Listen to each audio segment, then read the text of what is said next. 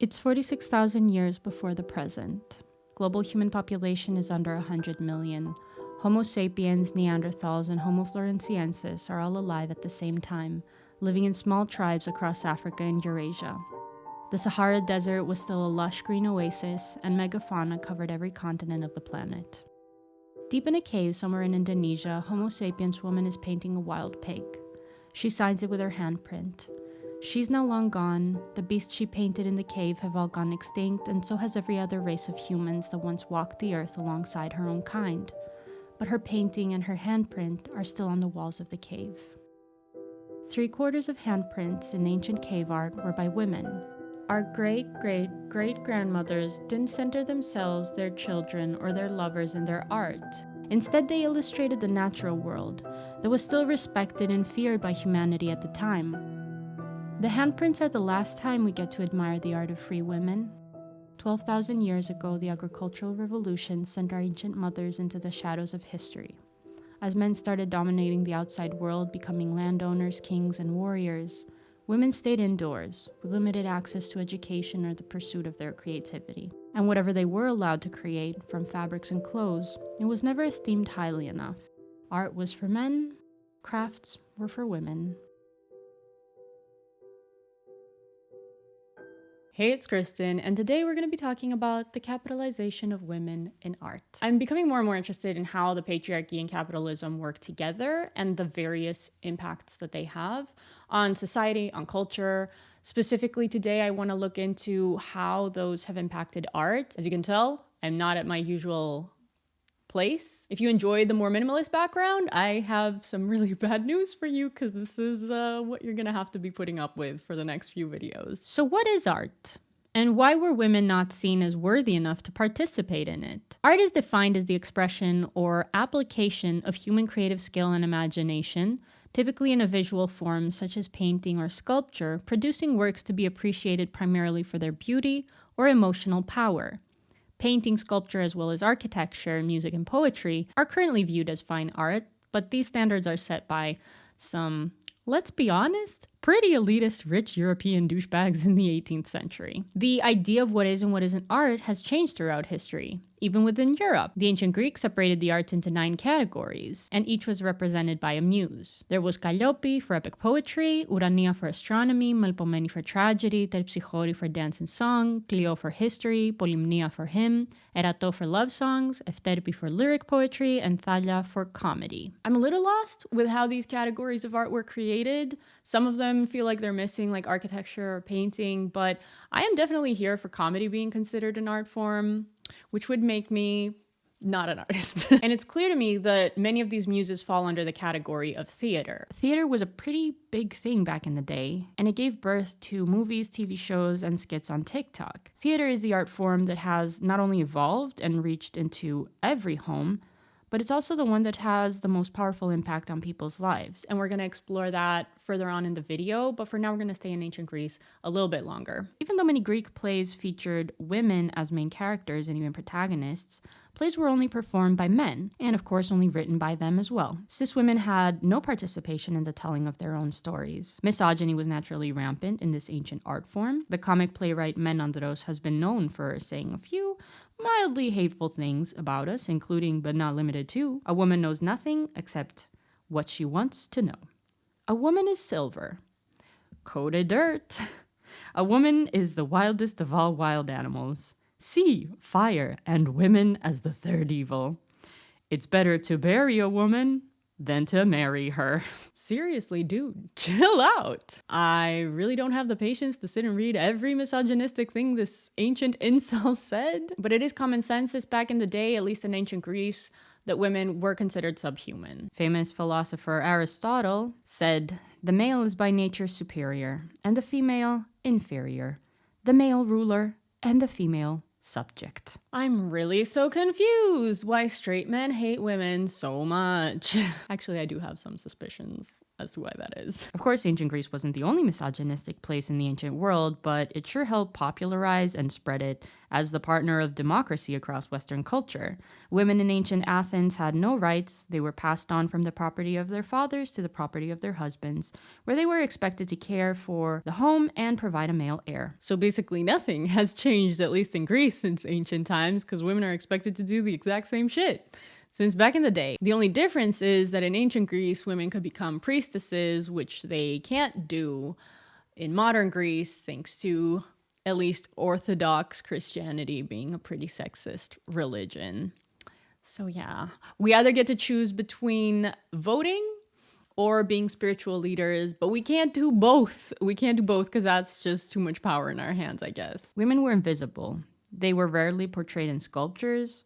And if they were, it was either as the chores, so dressed, static, and closer to an ornate column. Which, by the way, UK, are you ever planning on giving us our sexist art back? Are you planning on just keeping it there in the British Museum forever? I didn't write about this in the script because it's not really relevant to sexism and misogyny, but also, colonialism, the theft of art that a lot of Northern European countries participated in, where they stole a lot of art from Greece, from Turkey, from Egypt, from all over Africa. Like, honestly, I'm just embarrassed on behalf of the British Museum at this point, because this is like toddler behavior. We're all like, we're adults now.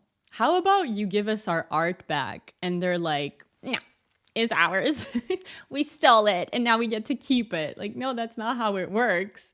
Art belongs in the country where it originated from, in the area where it originated from. And it should only leave that area if it's going on tour and then returns back. Also, I want to point out that when I went to London, I'm so sorry, but I was not impressed with the museums there. The museum here in Athens is a much more high-tech and much safer place for our art to be kept. So just give it back. I mean, I'm joking about it, but this is serious, because as long as stolen artifacts remain in the country of the thief, you're still perpetuating colonialism. You're still not accepting that it's over, and you're not making any effort to repair it and repair the damage that is done. Intermission over. So back to how women were portrayed in art in ancient Greece, what I find very interesting is how they portrayed the Amazons. The Amazons were fierce women that fought against the patriarchy, and they are always portrayed as getting butchered by men, which is a clear message through art directed specifically towards women, which is basically stay in line, follow the rules, or die.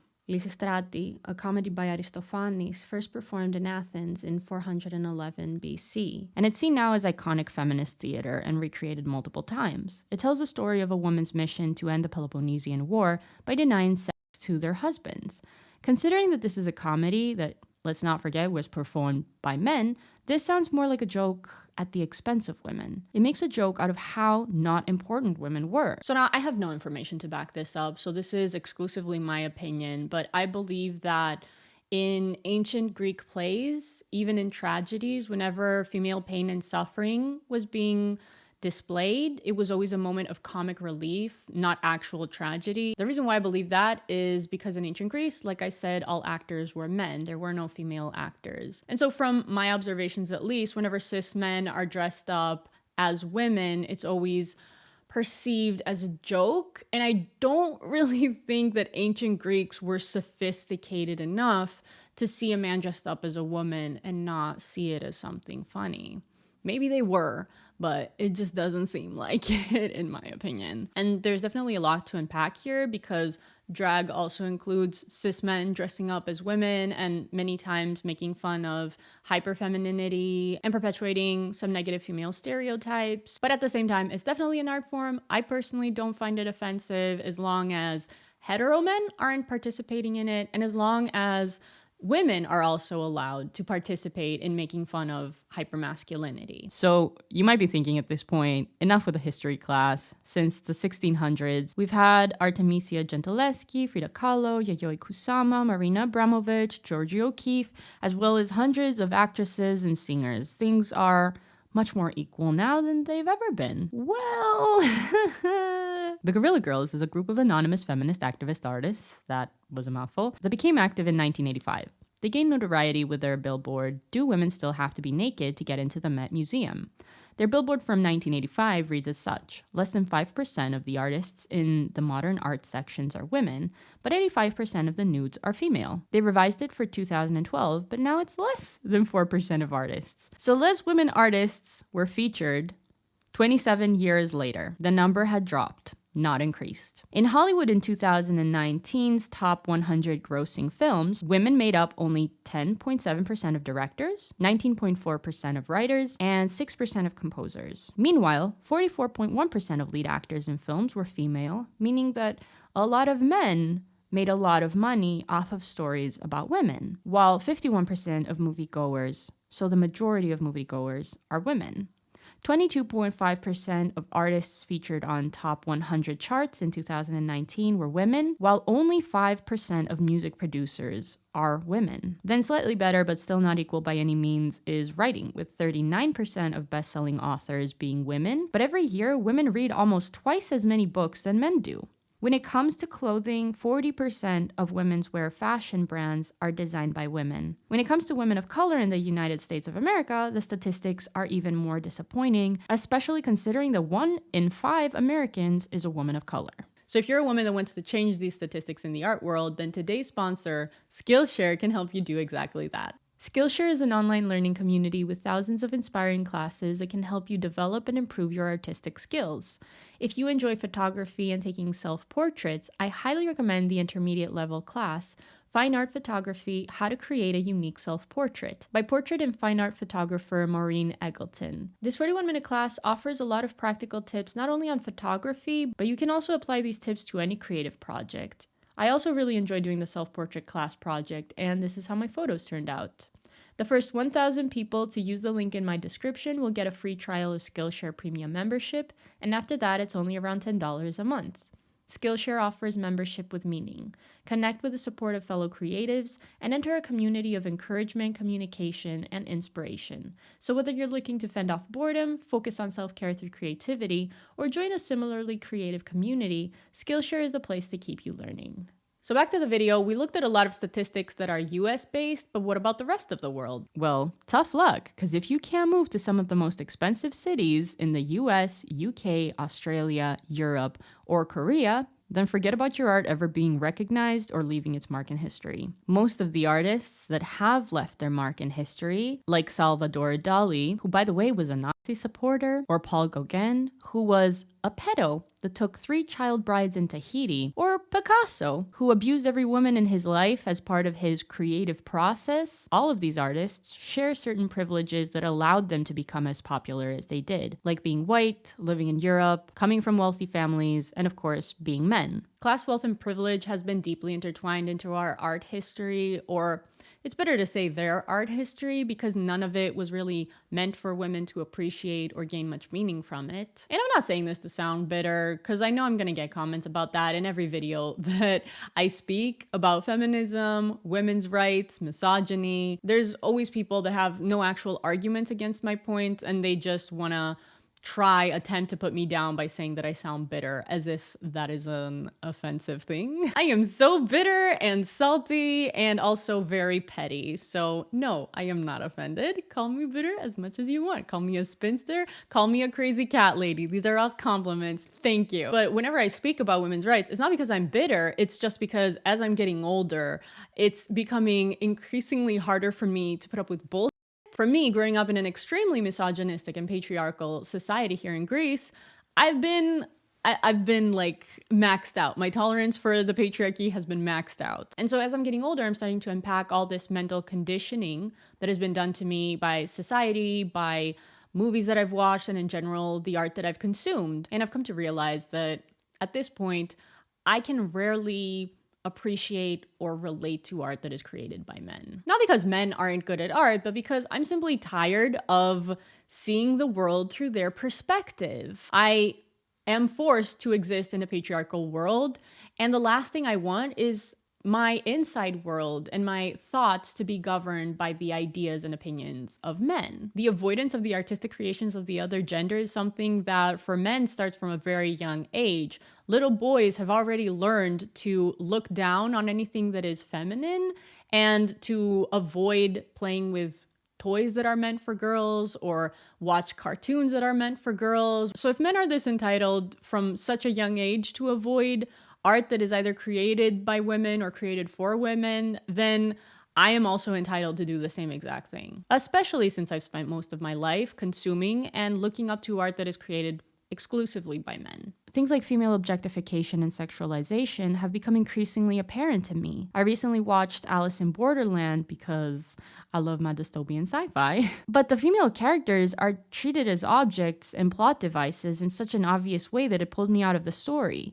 One of the female characters is costumed in office heels and a pencil skirt, and she has the option to change into more practical clothing, fit for survival and combat. But when she visits a mall, she doesn't change, which was completely unrealistic in my opinion. And she's then, of course, murdered so that the main character can learn the importance of friendship. And then another female character is forced to be in a bikini the entire time that she's on screen because the place that they're staying at has this weird rule that everyone has to wear swimwear, which just seems like a convenient way for the writer or director to just have all women walking around in bikinis the entire time that they're filming the show. Then there's the tropes from Manic Pixie Dream Girl to the nagging shrew, the bimbo, and one of my least favorite, the strong female action hero, which is just written as a strong man in a sexy woman's body. And what I particularly don't like about this trope is that it's created for the viewing pleasure of men, but it's presented as this empowering girl boss, girl power character. All you have to do as a woman is just punch harder than a man, and apparently then you're empowered. For some reason, we're supposed to always accept that strength in women is something empowering, but why are we not seeing more characters solving problems not through violence, but through just emotional intelligence and good problem solving? You know, characteristics that usually women are better at. Okay, so what if most female characters in movies and TV shows are tropes? Why does that matter? Why do tropes matter? And why does film matter? Are there more important issues out there that women face? Absolutely. Will I get demonetized if I talk about them? Certainly. And on top of that, I'm going to trigger myself and most of you watching by talking about these issues. And I don't want to do that. So I would rather use the topic of art as a medium for us to unpack all the mental conditioning and brainwashing that is done to us. And I also believe that our consumption of art through visual storytelling, like movies and TV shows, actually has a massive impact in exacerbating the more serious issues that we experience. So let me give you a personal example here. When I was much younger, I always had the desire to go live in the United States of America. And the reason for that was because all of the TV shows that I consumed, all the characters that I loved, all the movies that I watched, all contained characters that were American. And so my little brain just thought that I would have to be American to matter. And for my stories to matter, I would have to live in the USA. Then later on in life, I always felt very insecure about my hair, which I now obviously love very much and I appreciate. But because I never saw people with hair like mine in movies and TV shows, especially when you watch movies that are set in urban settings, nobody ever has long hair. It's like not a thing. Once I mention it, you're going to start noticing it. Long hair is reserved only for medieval settings or for evil witches, for Amish people, heavily religious people, cults. You never see a normal female protagonist in an urban setting with super long hair. And like, I am a white woman that doesn't feel seen in movies and TV shows. I feel like these stories just confirm the fact that white people only just want to victimize themselves all the time. I just call myself out so hard right now. But for a Black woman, for a woman of color, this is 10 times worse for multiple reasons. Not only are women of color underrepresented in films and TV shows, but that underrepresentation snowballs into multiple negative effects in their personal lives. One of those issues is that they're not getting exposed to stories with protagonists that look like them, which also leads to equating that to your worth. If you're not seeing love stories with beautiful protagonists that look like your race, you start thinking that your race is not beautiful, when obviously that is not the case, but it's simply living in a white supremacist society that only looks up to white supremacist beauty ideals and always elevates people that have those ideals in positions that you end up consuming. But an even more malevolent consequence is that the people that are being overrepresented end up having their own beliefs and biases confirmed through that overrepresentation. And then that even further validates their beliefs. And this comes especially into play when looking into beauty standards and the art that perpetuates white supremacist beauty ideals. It used to be paintings, but now it's fashion and acting that set the current beauty standards. And even though I do think that the beauty ideals are slowly shifting away from the white supremacist beauty standards, we still have a very long way to go, and for decades, if not centuries, the beauty ideal has been extremely white. And you cannot convince me that that didn't mess women up. The irony with all of this is because of the internet and the self-love movement facilitating white people's exposure to how beautiful other races also are, that's actually leading to the fetishization of the features of women of color. And so what white women are doing now is that they're getting plastic surgery to incorporate the features that are commonly found on women of color on their own face. So things like lip fillers, the fox eye surgery, excessive tanning, butt lifts. This isn't us actually moving in a more positive direction. This is just white women viewing women of color as just a catalog of features that they can purchase from a plastic surgeon in order to place them on their face. And while women of color had to experience bullying for these facial features their entire life, now these features are up for sale for white women to purchase. But also this appreciation towards the beauty of women of color is not only exploited by white women, but also by white men through the consumption of porn that is degrading and dehumanizing towards women of color, which of course leads to further negative consequences in their lives. And that's why I believe that representation through storytelling is incredibly important in order to humanize and build respect towards the other in general. If you want more proof about how influential storytelling is, art can have a temporary effect on our mood, but even a permanent effect. Bambi resulted in a 50% decline in hunting in the US. The Fight Club resulted in real-life fight clubs happening across the world. Jaws led to a drop in beach tourism, and even documentaries that, in my opinion, are art because they're visual historical storytelling, have had a massive impact on people's lives. Art can come from video games, TV shows, movies, Instagram photos, fashion campaigns, ads, which is basically artistic propaganda, books, and even TikTok or YouTube videos. And now you might be becoming a little bit skeptical. How are YouTube videos art? How are vlogs art? And this is where we need to remember that not all art has to be good art. Everyone has the ability to create art.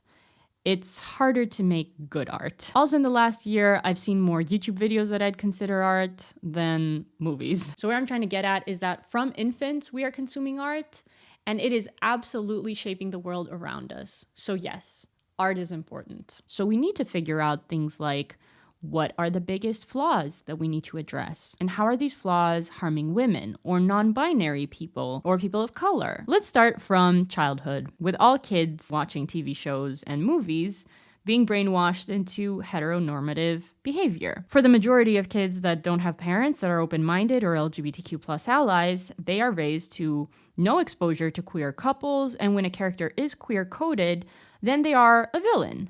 Kids are without hesitation exposed to hetero romance, but never exposed to lesbian, gay, or non-binary human main characters. And yes, of course, feeling seen is helpful, but even more so, it's important for kids to get exposed to positive queer characters and stories in order to remove the hostility that is later on developed. So if it's okay for Ariel to make out with Prince Charming, or was it Aladdin?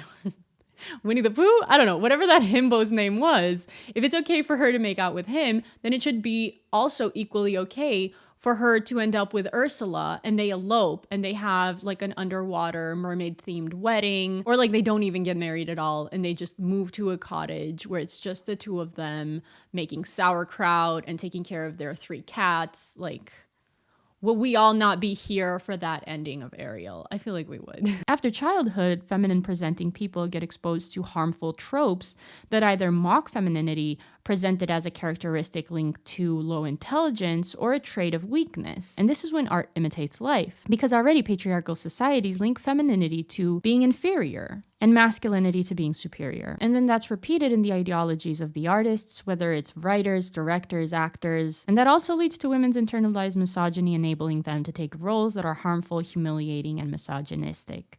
There's also the male gaze that perpetuates the objectification of women by men. All of these are harmful, but I want to talk about some that I consider the worst. So male written and directed movies capitalizing off of featuring various types of violence against women.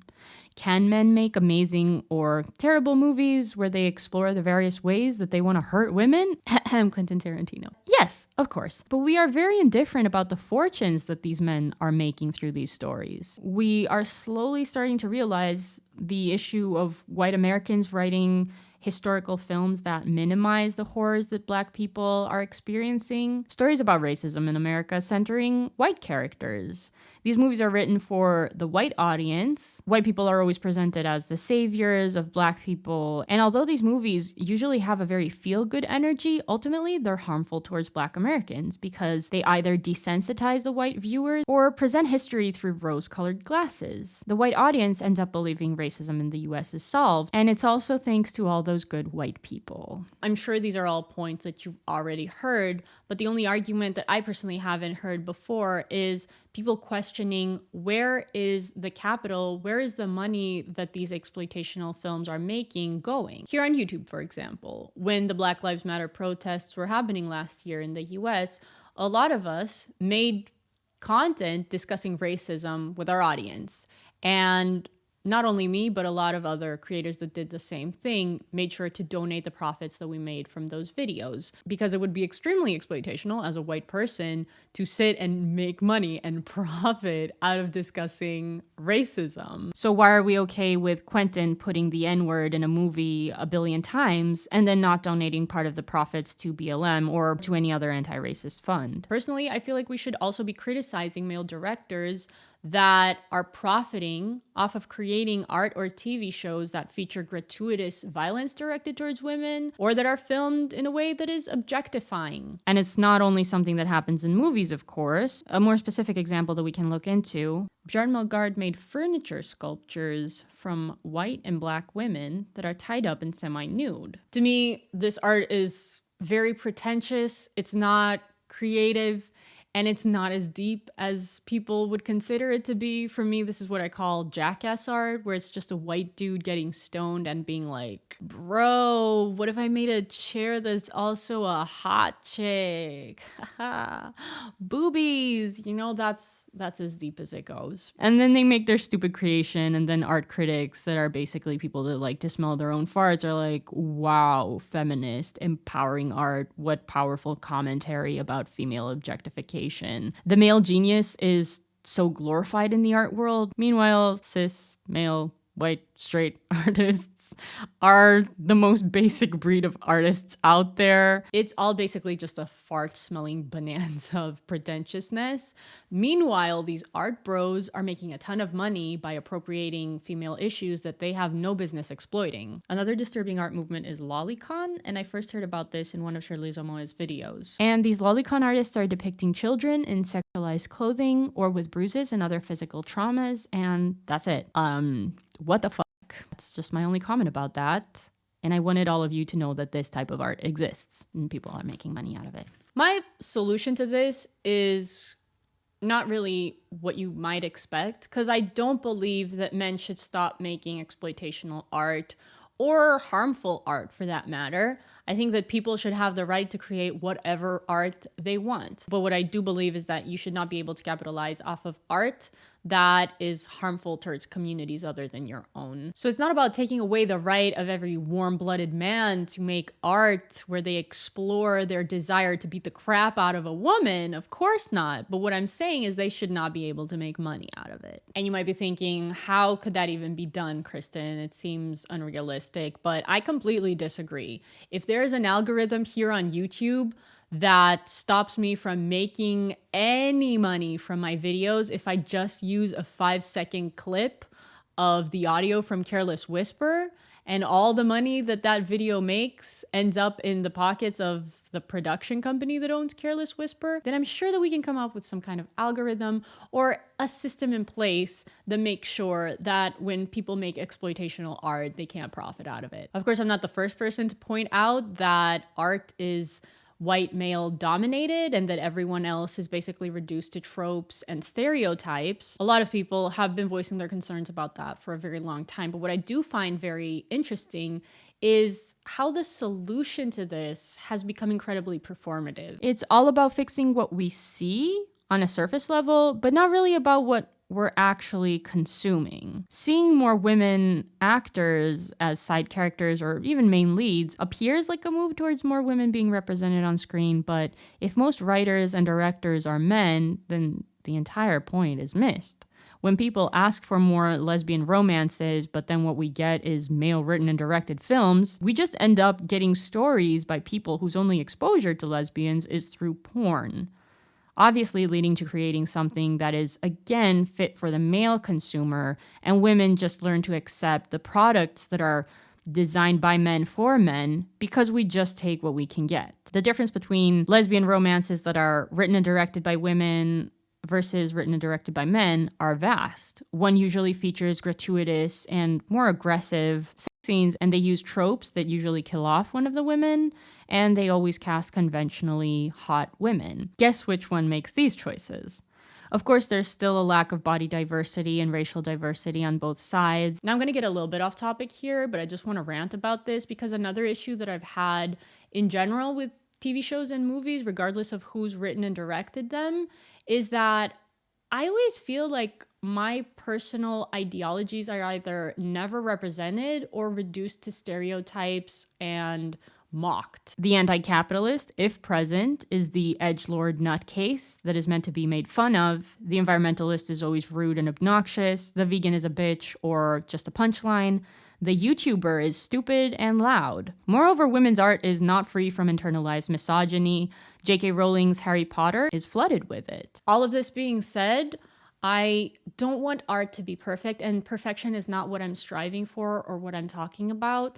I simply believe that we need much more diversity when it comes to the artists that are creating art that we consume and art that is meaningful to us. And I feel like this diversity is necessary on so many levels. For me, I feel like the more I start exposing myself to female written and directed films and TV shows, the more easier it is for me now to notice when something is written or directed by a man. And lately I've especially been catching myself when I'm watching something and I see a scene or someone says something in a movie or a TV show, I catch myself being like, oh, this sounds like a guy either wrote it or directed it. And I'm always right. I've already started avoiding watching male written and directed films and TV shows because that has just become really annoying to me because it pulls me out of the story and it distracts me and it reminds me that I'm watching a movie that is written by a dude that is kind of trying to simply explore his own fantasies towards women.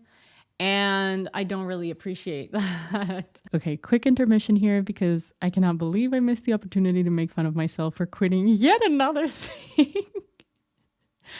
At some point, I need to understand that I'm taking this way too far. All right, anyways, I'm going back to editing. I don't want it to be that easy for me to psychoanalyze the writers of the films and the TV shows that I watch. It's incredibly annoying. To give you some examples here from movies and TV shows that I genuinely liked but do not escape these tropes are in Euphoria. Kat gives this super crusty guy for the first time, and receives nothing in return. And then as she's walking out of the car, she's filmed like this is an empowering moment, and she seems very happy about it. And when I saw that scene, I immediately said, oh, a guy has written this, clearly. And then when I looked it up, it was confirmed. In the movie I Care a Lot, the protagonist is a lesbian, and so we get to see a lesbian romance. And I figured out this was written by men just from the dialogue and the camera work while these two women were making out. The movie also featured some scenes depicting violence against these women, and even though they weren't as gratuitous as I expected them to be, I still had anxiety over watching these scenes because I really don't trust a guy to depict violence towards women in a non-gratuitous way. And as the movie was ending, I was like, oh, yay, this lesbian couple finally gets to live happily ever after. And then, spoiler alert, one of them dies right at the end. So, yeah.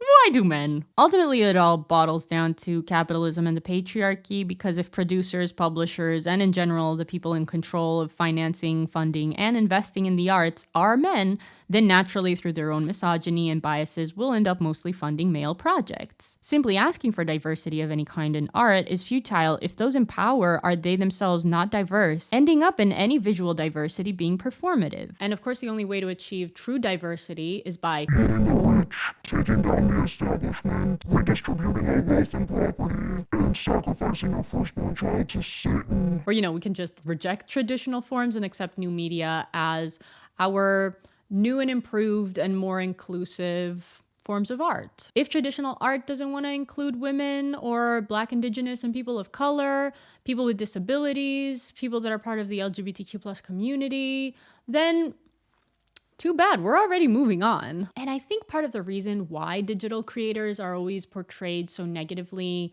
in the media or in traditional art forms is because we're a threat. I think the other reason is just straight up misogyny and racism, because online, women and people of color are thriving compared to how underrepresented they are in traditional art forms like film or TV. So some of the things that we can do, in my opinion, is start rejecting fine art as superior art forms and start looking up to art forms that are more inclusive. And we can also start respecting digital artists for the artists that they are, which means that, yes, bitch, respect me. I'm a creative genius, representative of a generation right here. I'm starting to quote Kanye West from South Park. This is going downhill. What is really beautiful is that even though for a very long time I looked up to art like movies and TV shows, and those possibly had mostly a negative impact on me and on my life, I think that the art that I've consumed from women online is responsible for me improving as a person and me learning so many things and being exposed to so many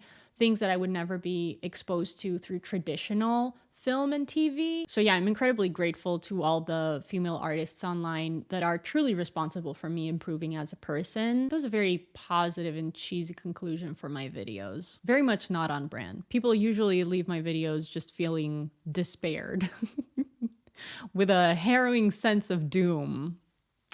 I could do better. But yeah, thank you so much for watching, and a huge thank you to my patrons for supporting this channel. If you want to help this channel, you can also do that by subscribing or leaving a little thumbs up or sharing this video with your gal pals or just with maybe dudes you know. If you want to annoy them and trigger them, that's also an option. If you've made it all the way to the end, huge thank you. And also let me know in the comments, what is your favorite online creator besides me, of course. Thanks so much for watching, and I'm gonna see you guys soon. Bye.